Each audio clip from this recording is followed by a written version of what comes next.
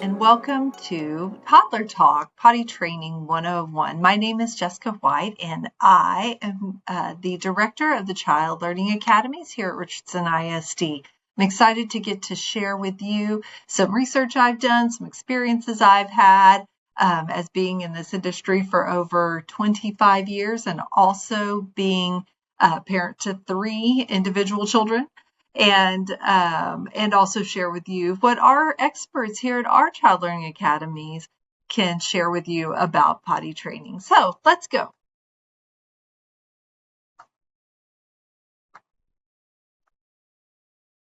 All right.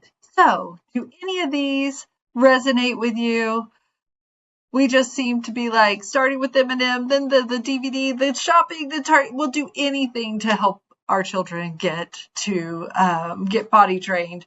Or maybe like you're just that, oh no, here it goes again. Yay, time to potty train. I just love potty training, right? So said no mother ever, or dad for that matter. And then you've got your friend here. How is potty training? Like, how is that an improvement on what we got going here right now? Like, you take care of me, I love on you. Why do we need to change this arrangement? Or maybe you're knee deep in potty training and you were just not prepared for needing to see every single bathroom in every single store on 5 times while you're there. We all have these challenges, but we're all in this boat together. So let's think about how we can make this a little easier on ourselves. So one thing to understand is that your child's readiness depends on certain milestones. We have milestones, physical development.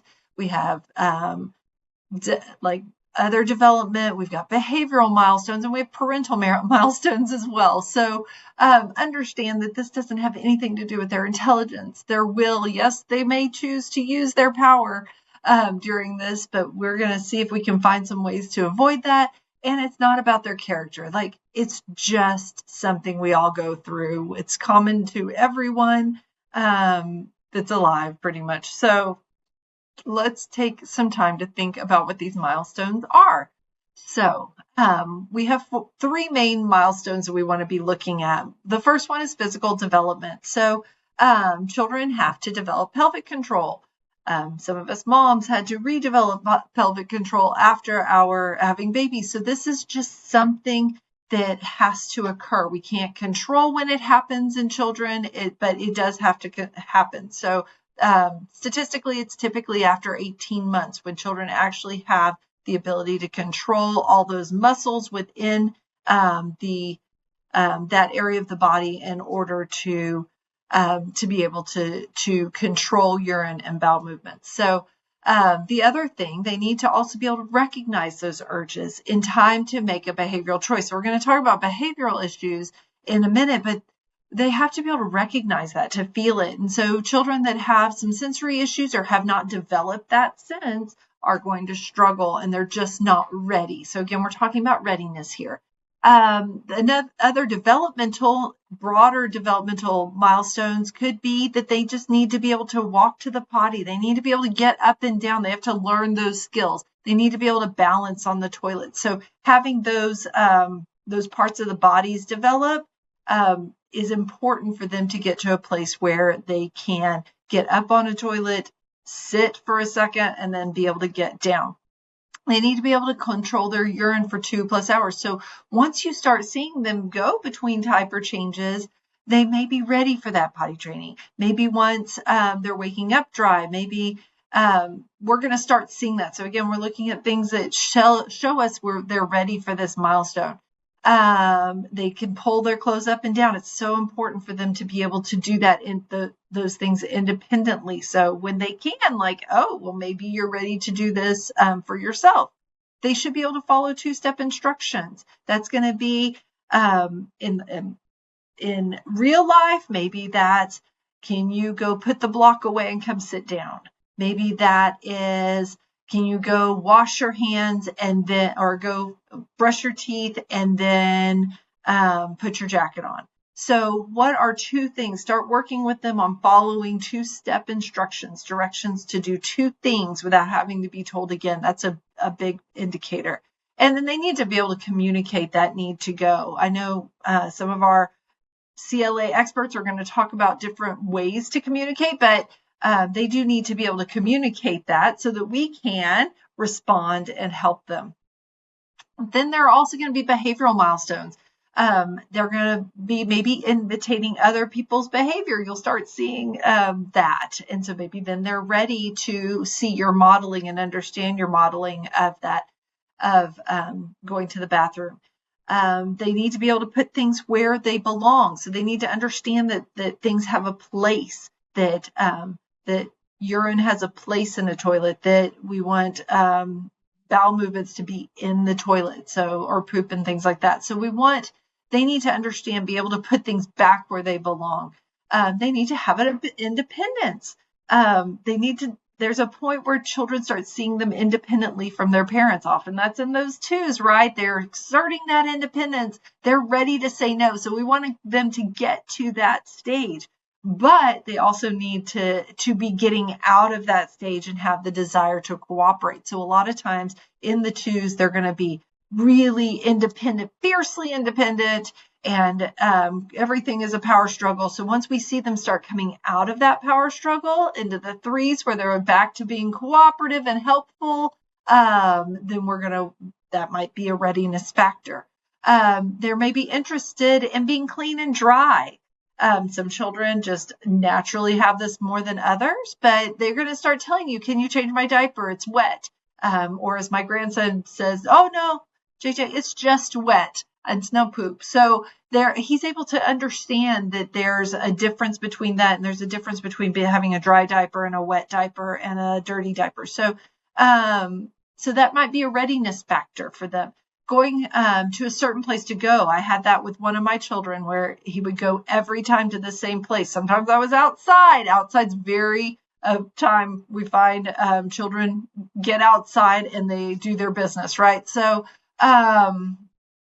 they may be doing that regularly. So can you either move a potty to that area, or maybe you can catch them when you see them going over there. Oh, no, now we're going to go sit on the potty. So when you start seeing that, they're starting to get ready.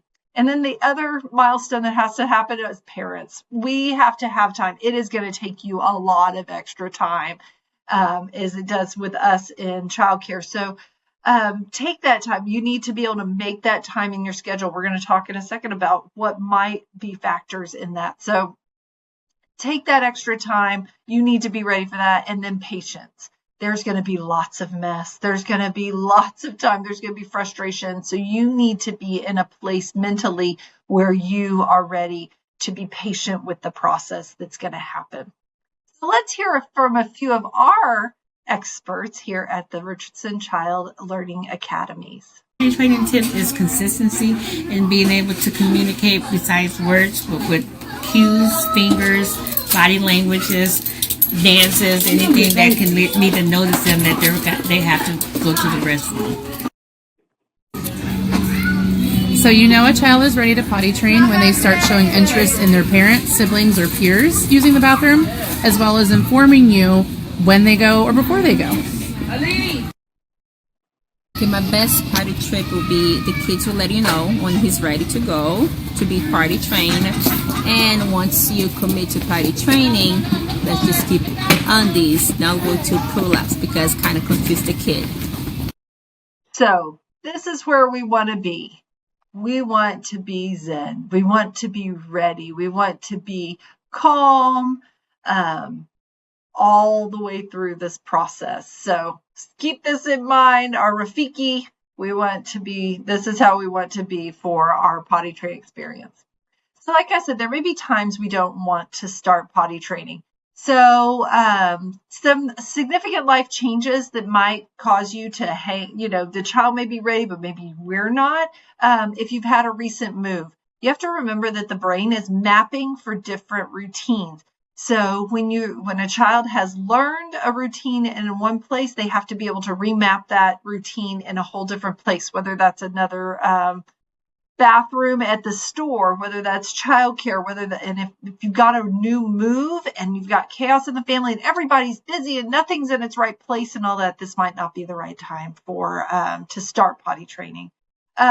Beginning or changing childcare. So again, like I said, they're remapping that. So that change in childcare and attachments and things like that can be stressful on a child and stressful on the whole family. And so that might not be the time to start. I wouldn't not do it if they're already potty trained, but they could regress, things like that. But we would not want to just start a new childcare and start potty training at the same time. Give them a few weeks to get into childcare, to form those attachments, those routines, and then they can start potty training. Switching from a crib to a bed. That might be a big transition. It actually might be a readiness factor. Look, they're going from being more like a baby to more like a big boy, or a big girl, that kind of thing. But that also is their brain having to learn whole new routines for going to sleep, for all of those things. So making sure that that just might not be the right time to start.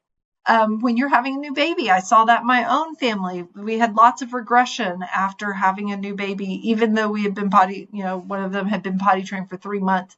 So you're going to see some regressions. It might be short term, maybe long term, like I saw. But I've definitely, I've seen it many times. I've seen it work where a child potty trained a month before a new baby came, but often that will become a way of attention and power struggles. So getting the new baby there, getting that all settled in that transition, and then starting potty training can be very helpful. Then you've got things like illnesses, deaths in the family, divorce, crises, and things like that. That's not the time to be like, okay, now we're going to get, we've got all this going on and we've got to get this done.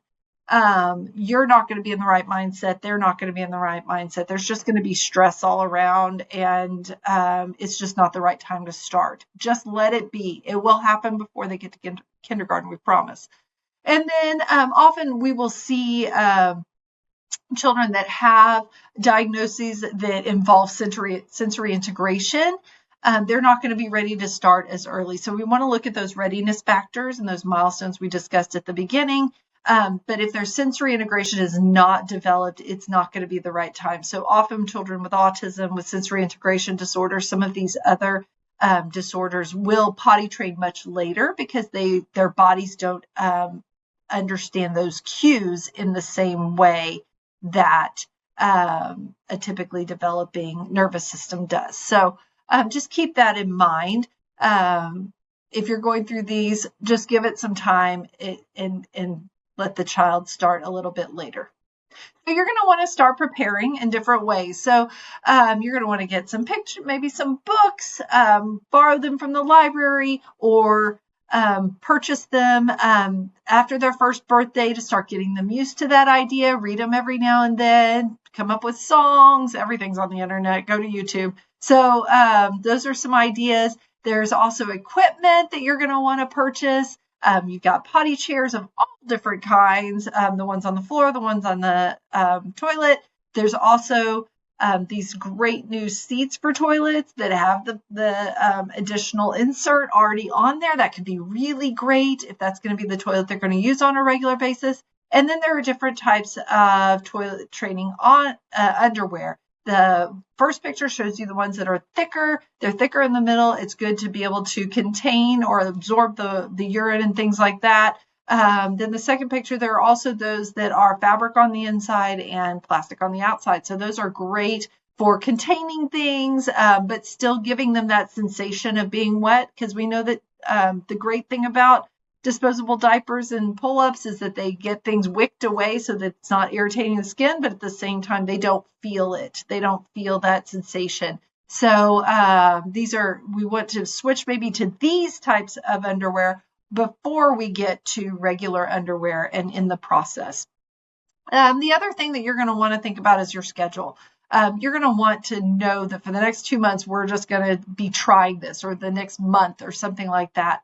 When you're ready to start, you want to be able to have the time in your schedule to be able to sit down with them for 2 to 5 minutes every couple of hours, and when they get up from naps and when they are going to go down for naps, and like you're just going to be spending lots of time going to the bathroom. So make sure your schedule has plenty of time in it.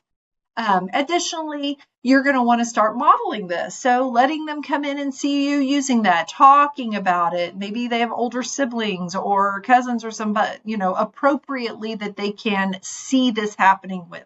Another idea is dumping the contents of that diaper into the toilet so that they can see that that's where it belongs, right? Teaching and using the correct words. So that's really helpful, especially for when they're in childcare, that we're all using the same words, right?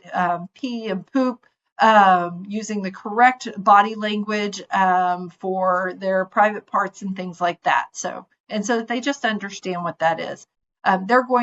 They don't have this sense of privacy necessarily, but we want to give them some privacy, but we often see them walking out without any clothes on, and that's okay too. They'll figure it out. Another thing is to create a visual routine. You can pull these off of the internet. I did, and so that they can see the routine, and you can put that by in the bathroom, and they can walk through the steps and start learning those steps and those routines. And then also helping them learn hygiene things, such as they will need to be able to wash their hands. They're not going to be able to wipe appropriately, but teaching them how. Let them try every time. It's okay if they don't do it well. We're going to wash their hands anyways. And they'll eventually get that 6 months, a year down the road when they're developmentally ready. But definitely teaching them how to wash their hands on their own. They love playing in water, so that's not usually a problem. But do teach them not to just put their hands under, get the soap and put their hands under. Teach them how to really wash their hands to get anything off. All right, let's hear from a couple more of our experts. My tip is consistency, and always remember it'll probably take longer than you think it will. One strategy that we can do is ask the students to go to the potty every transition when we transitioning them to another, to the playroom, to outside. We should ask them first if they want to go to use the potty. So there are two different theories that I found online that most people will use. So Dr. Brazelton taught the child-oriented method. So I've talked a lot about these pieces already. You're going to show and model how to use the toilet. You're going to dump the contents of the toilet of the diapers into the toilet to show them that that's where it should go. You're going to start with little intervals without clothing and have them sit down and let them go a couple of hours without clothing and taking them to the potty regularly. We're going to praise them and then move to I showed you, the training pans and eventually to underwear. So you're going to stage this over a period of time. The other thing, another way that I've seen done by many people, it does work if they're ready, would be the one-day method. I've heard it the weekend method, the baby the doll training method, those kinds of things, but it's officially called the Azrin and Fox method. And so you put the child over the weekend when you're going to do that into underwear immediately, and then you give them lots to drink all day long. So they have to go over and over. So you have lots of opportunities to take them, lots of opportunities for them to have accidents. And then they get that idea just by doing that, spending the whole weekend. I've heard of potty training parties where they have a party with the doll and they get rid of their diapers, those kinds of things. Usually it involves the toilet training doll that they can give the water to, and it comes out and they see the doll go to the bathroom. It's very consistent praises and rewards. And then each time, if there is an accident, you reinforce, oh no, this is what we do. We go to the bathroom, and you do that over the course of a day, 2 days, 3 days. And if the child is ready, they will go ahead and train and come out of that weekend. I have known people that have done it and it works. That wasn't the method that I used, but it does work. So just whatever you want to do, go research. This is all online, and I'll give you some resources at the end too. So, but you have to remember that if it's not at the right time, they do have all the power in this situation. We can't do anything to force it. So it's important to approach this training very matter-of-factly and without emotion. Think of it as another skill you're helping your child learn. We have taught them how to walk. We have taught them and helped them learn how to eat with a utensil. Maybe it's learning how to use blocks, those kinds of things. So this is just another body skill, how to put their socks and their shoes on and off. So it is just a skill that they have to learn, and you have very little power in it. We're looking for readiness, and then we're looking for them to be we're helping them through that. So if you show anger or disappointment, they find out this is something you want for them to do very badly. So refusing to do it can become a very powerful way for the child to feel in control. So the more emotional you are, the more it shows the child how much it matters to you. And that includes on the very high end praise, like, yay, you're so great, you're doing awesome, all the way to the anger end of it, right? Those would be the two poles of that. So make sure that it's just very matter of fact. This is what we do. That's what adults do. This is what you do. And so we want to give them, we don't want it to be an overly emotional situation so that they feel like they are in control. So we're just trying to pull out of them their own will and their desire to do that. So to use the potty independently. So never punish. Don't scold or shame or punish for accidents. They don't get timeouts because they had an accident. They didn't, being angry with them about that. They're learning. Just keep remembering they're learning. But don't overly praise them either, as I demonstrated. Use non-judgment words like wet and dry, not stinky and gross. We don't want them to feel that way about their own body, but using wet and dry. And you can use dirty, but not necessarily gross kind of things. We need to be clean and dry. Don't use sarcasm. Children, especially in this age, up until probably about 9 or 10, do not understand sarcasm. So if you say things in a sarcastic manner, it's going to be confusing to them, and they won't understand whether they're doing it right or not. So one thing you can't say is, oh, you forgot this time, but you'll get there sooner next time, right? And so giving them that that reinforcement and matter-of-factness. Have lots of changes of clothes and a wet bag ready. You can use sticker charts, small treats. Marshmallows and M&Ms are very successful when it comes to this initially, but you do want to be creating their own internal desire. The sooner it becomes about them and not about you, the better that it will be. It will become an internal motivation, not something they're doing because of you and something that they cannot do to make you upset. So let's look at a few more of our experts. As you begin your potty training journey with your child, be sure to change your vocabulary. Use big boy words like big boy pull-ups, big boy underwear. Potty training tip is to remain calm when your child has an accident. Remind them that it's okay and that everybody has accidents, no matter what. So my tip is a little bit less about the potty training aspect and more of helping your kiddo transition from pottying at home to school. So a big key thing is being able to communicate. So if you teach your child any signs or words to let the teacher know that they need to go potty, that's really helpful for us, because that way we'll know that they would like to try to go potty or that they would need to go potty. Some signs that you can teach them if they are not very verbal yet. This is a sign for potty. Make the letter R with your the ASL sign for R with your hands and shake it back and forth. That's a good sign for potty. Or even if you have another sign that you have worked with your child at home, just let the teacher know. And that way you can help your kiddo be successful at home and at school. So a few quick tips about potty training. So clothing matters. Forget about the cute clothes, overalls, onesies, belts, all of those things just get in the way. They become too hard to get on and off. So make sure that they are wearing items with elastic waists. They can just pull down pants, skirts, shorts, those kinds of things. And just keep in mind, I know we're at the time of this recording, we're coming out of summer into winter. So there's a lot more clothing to have to change and wash and to handle. So summer's a great time because they can have less clothing on. But if you can heat up your house and give them that warm environment, then they can go without clothes, which can be a lot easier for them.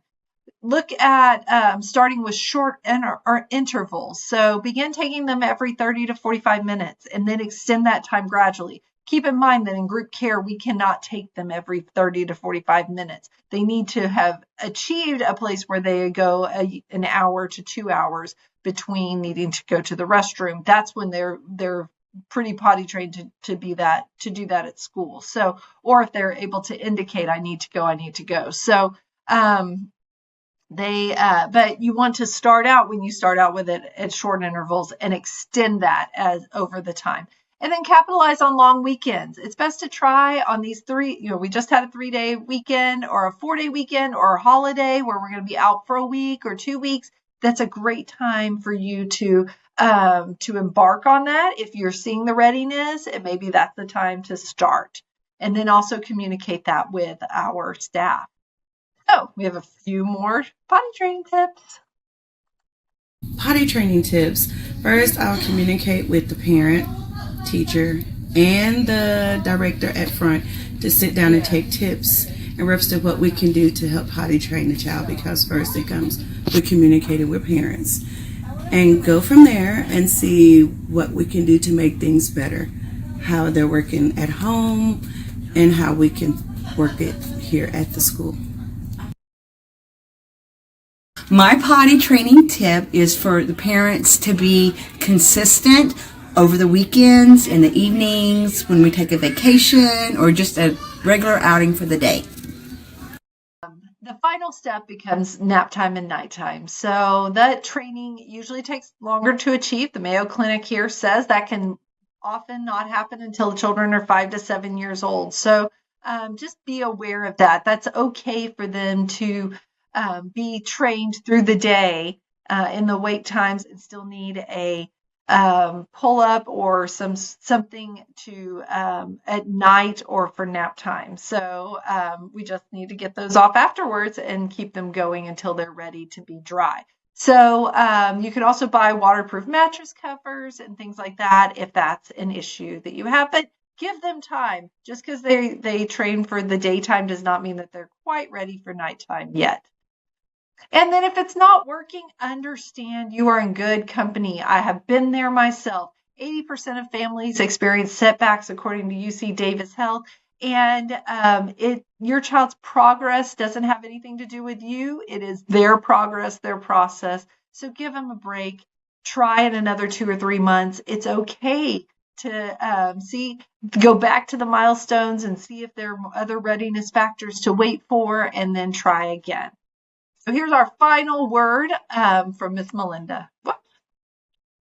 Here's our final word from Miss Melinda. All right, my number one potty training tip is keep it positive. Absolutely positive. I know it gets frustrating. It's hard. But even when there's accidents, oh no, we've had an accident. That's okay. We'll try again. And then you take them to the potty. You still get to sit down just in case, they're not finished. And we help clean up. Especially, they love to help clean up. Help them take off their clothes. Help them put everything back on. And just remain positive about the whole experience so no one gets scared. So here are the references that I found online. So you can also reference them yourself, get some extra information. Love the Mayo Clinic. They're my favorite resource right now. 0 to 3 is also a really wonderful place to go and find all sorts of child development information. And of course, you have our experts at the CLAs and your site managers as well to help you through this process. And we just wish you well in your journey to potty training your children. We know it's stressful. We're here to help you in any way that we can, and just go after it. Every parent has been there and done that. We wish you